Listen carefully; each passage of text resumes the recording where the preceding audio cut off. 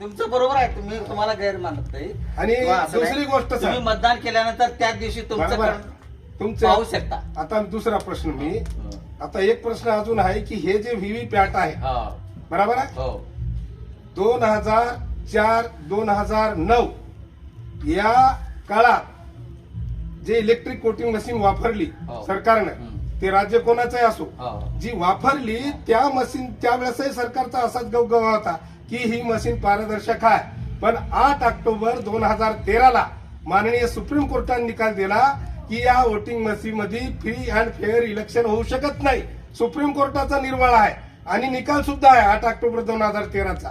तर माझं म्हणणं त्यानंतर आपले इलेक्शन कमिशननं व्हीव्हीपॅट लावलं बरोबर आहे. व्हीव्हीपॅट लावल्यानंतर आमचं म्हणणं एवढं आहे व्हीव्हीपॅट ज्यावेळेस सरकार लावते तर 100% चिठ्ठ्याची मोजणी का होत नाही आमचं एवढं मत नाही या चिठ्ठ्याची म्हणता ना हा. होते होते नाही ना 10% केली ना साहेब हो, मागच्या मागच्या 10% इलेक्शन मग का 10% केली ज्यावेळेस 100% व्हायला पाहिजे. हो मग आमचं म्हणणं बरोबर आहे की नाही? आपण त्याला काय तुमच्याशी म्हणू आमचं शकत काही नाही निवडणूक आयोगाला 10% आमचं म्हणणं आहे होते. बरोबर आहे. एकूण मतदान पेटीच्या किंवा 10% एकूण म्हणजे मतदान याचा केंद्राच्या 10% मतदान अर्थ शासकता आहे ना त्या गोष्टीवर होते 10% म्हणजे बरोबर. verify आणि हे जे मशीन तुम्ही घेऊन आले मोबाईल पाहतो. तुम्ही कर्मचारी माणसं आमचं नाही नाही, तुमच्याबद्दल बरोबर काय आहे. मत नाही नाही, नाही तुम्ही बोललंच कारण पाहिजे तुम्ही बोललंच पाहिजे मी त्या मताचा आहे. ज्या वेळेस प्रगत राष्ट्राने हे मशीन शोधून काढली अमेरिका जपान जर्मनी बरोबर ऑस्ट्रेलिया हे लोक या मशीनचा वापर करत नाही आणि भारत सरकार निवडणूक आयोग का याचा अट्टास धरते.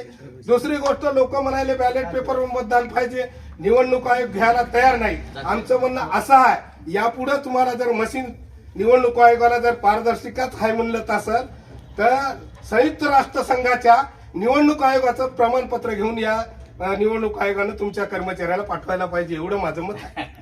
बरोबर आहे. याच्यावर तुमचं काय मत आहे सांगा. नाही ना तुमचं जनतेचं मत आहे हे जनतेचं मत जे आहे तुम्ही एकंदरीत निवेदन वगैरे निवडणूक आयोगापर्यंत जायला पाहिजे हे तुमचं माझं मत आहे तुमच्या बाजूने. 31 ला चाललो साहेब आम्ही हा, बरोबर दिल्लीला आहे. 31 ला मोर्चा आहे निवडणूक आयोगावर.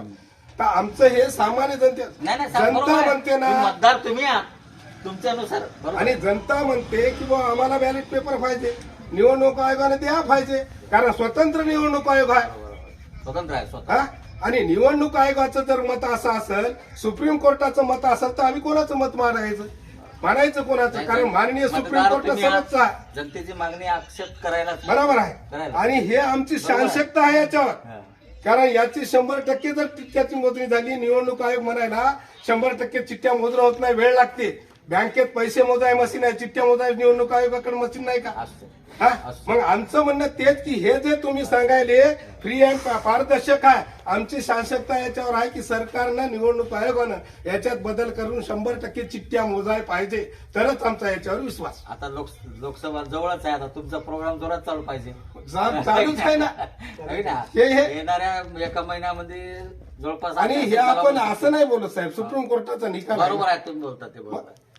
आणि सुप्रीम कोर्टात सुब्रमण्यन स्वामी आणि लालकृष्ण अडवाणीने 2009च्या नंतर अफिडेव्हिट दाखल केलं होतं की काँग्रेसनं 2009 आणि 2004चे इलेक्शन वोटिंग मशीन मध्ये गडबडी करून घेतल्या आणि त्याचा निकाल 8 ऑक्टोबर 2013 सुप्रीम कोर्टानं दिला की या मशीन मध्ये फ्री अँड फेअर ट्रान्सफर चुनाव होऊ शकत नाही. मग सुप्रीम कोर्ट मोठं की चुनाव आयोग मोठं असं आमचं मत आहे. आणि आमचं मत एवढंच आहे की तुम्ही आम्हाला बॅलेट पेपर नाही देत ना 100% चिठ्ठ्याची मोजणी करा आम्हाला मान्य आहे. आणि पहिले चिठ्ठ्या मोजा नंतर या मशीनला खोला. जनतेचं मागायला पण मतदार आणि हे प्रत्येक घ्या ना. नागरिकाचं म्हणणं आहे नागरिकाचं म्हणणं का ऐकायला पाहिजे हा. कारण मतदार तुम्ही आहात मतदान करणारे जनता आहे. साहेब याचा अधिकार सगळं गुंडाळून घेतला 2004च्या 9च्या नंतर.